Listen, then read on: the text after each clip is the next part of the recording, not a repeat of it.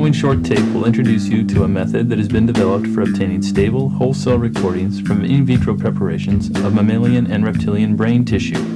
This tape is designed as a tutorial to be used in conjunction with the published report describing this technique found in the Journal of Neuroscience Methods. With the application of the whole cell patch clamp technique to conventional brain slices, we can now study synaptic currents and membrane properties of CNS neurons in voltage and current clamp. During the demonstration, we will show you the basic steps of the technique, in addition to some of the histological procedures we find useful. Dr. Arnold Kriegstein describes the most useful aspects of this technique. The methods described here offer the advantages of whole cell recording for cells in relatively intact neural structures, with their synaptic pathways preserved. The low resistance access to the cell interior allows excellent control of membrane voltage for assessing synaptic events, and the high resistance of the electrode seal gives a better approximation of cell intrinsic membrane properties than can be obtained with sharp electrodes. The relatively large tip diameters of patch pipettes allow ready exchange of electrode solution for control of the intracellular milieu and allow introduction of large molecules, difficult to inject at known concentration through sharp electrodes. Finally, small or immature neurons, difficult to record from with conventional electrodes, can be studied in situ.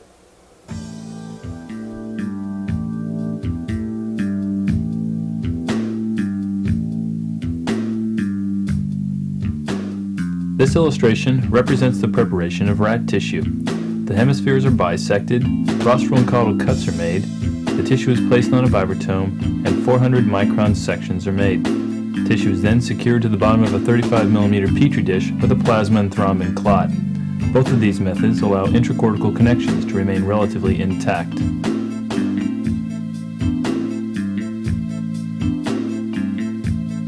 Joe Laturco, a student in the laboratory, is preparing rat tissue for the vibratome. Once he has excised the tissue, the rostral and caudal cuts are made, and it is fixed to the stage of a vibratome with a cyanoacrylic glue.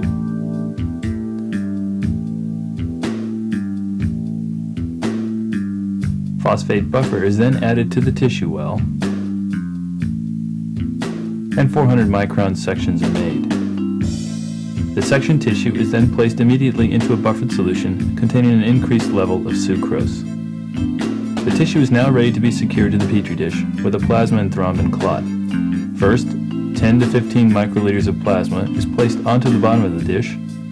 The tissue is then dabbed to remove excess ACSF and placed on top of the plasma. An equal amount of thrombin is then added, taking care not to form a clot on top of the tissue. If a clot is formed, simply peel it off with a pair of forceps. After the plasma and thrombin have been mixed, place the tissue into a humidified, oxygenated environment for 10 minutes. After the 10 minutes, the tissue is submerged in normal ACSF.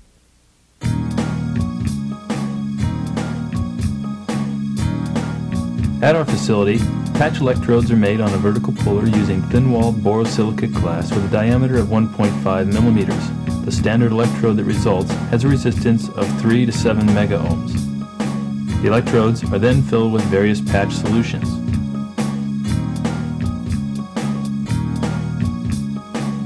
The two most important factors with regards to patch solutions are pH and osmolarity.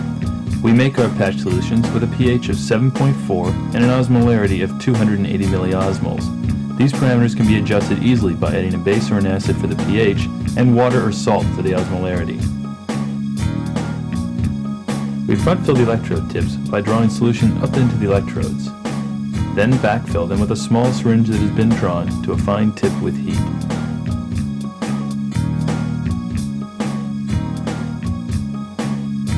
The bubbles are then gently tapped out of the electrodes, taking care not to damage the tips, and the electrodes are placed into the electrode holder.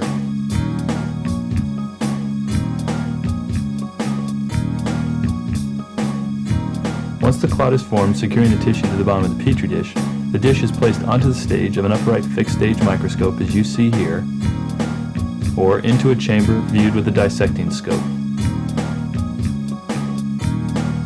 We find the use of homemade Silgard inserts to be helpful in directing the laminar flow of the ACSF and reducing the volume in the chamber. The tissue is then superfused with oxygenated ACSF at room temperature. The electrode can be placed using either the dissecting microscope or with a compound microscope to see the cell layers. We are now ready to form a seal with a cell. Once the electrode has been placed over the area of interest, you need only to monitor the procedure on the oscilloscope screen. A critical point overview of the procedure shows that as the electrode is passed into the bath, positive pressure is momentarily applied through a syringe connected to the pipette holder. This clears the tip of any debris picked up from the surface of the ACSF. Pressure is maintained as the electrode is advanced into the tissue, and the current trace will deflect as you approach a neuron. The pressure in the system is then neutralized, and light suction is applied with the syringe to form a whole cell patch. The current trace will show a steady decline in amplitude until a giga-ohm seal is formed.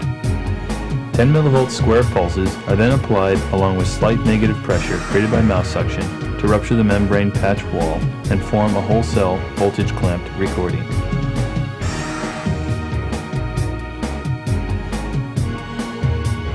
Let's watch as Mark Blanton, another student in the laboratory, patches into a cell.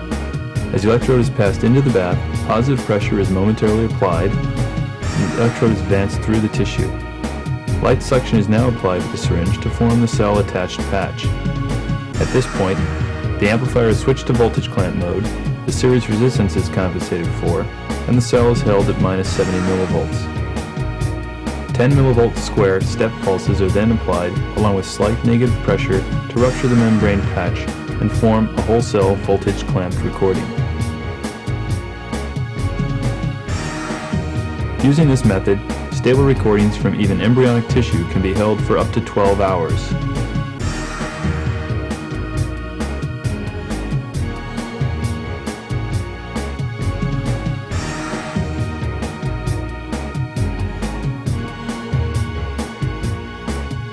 These are examples of spontaneous currents recorded using this technique in a section of mammalian tissue.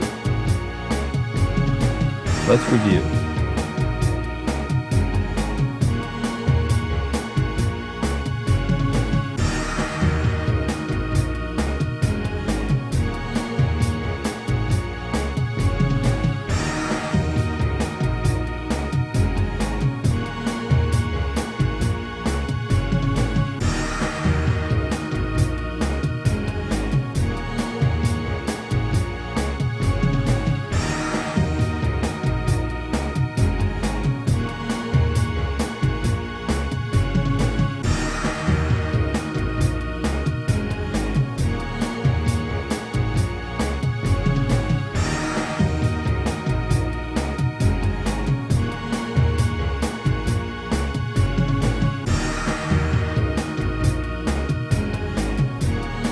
Some problems that may prevent you from rupturing the cell membrane include electrode tips that are either too large or too small. These conditions lead to pressures that damage the cells or are inadequate to rupture the cell membrane. It is also important to remember that to allow seal formation, you must neutralize the pressure in the system prior to suction.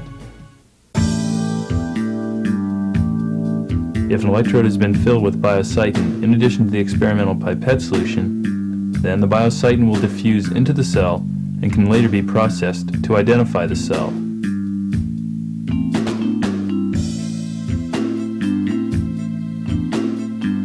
Once the experiments have been performed, the tissue is stored in a mixture of 4% paraformaldehyde and 1.25% glutaraldehyde overnight.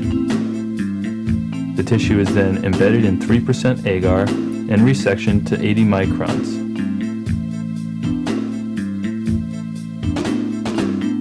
They are then histologically processed using a modified avidin-biotin procedure.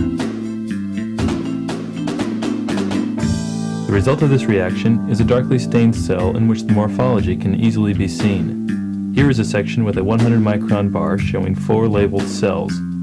These sections can be easily reconstructed to further illustrate the morphological characteristics of the cell from which we made the recording. We believe that whole cell recording from conventional brain slices should prove useful for studies in a variety of neuronal preparations. The methods we have shown here can be applied with very little modification to an existing patch clamp rig and without requiring special optics, physical disruption, or enzymatic treatment of the tissue. If you take care to prevent the tip from clogging by using positive pressure and learn how to rupture the cell while maintaining a good seal, then we believe that you will have great success with this approach. If you have any questions or find this tape to be of use, please direct correspondence to Dr. Arnold Krickstein at this address.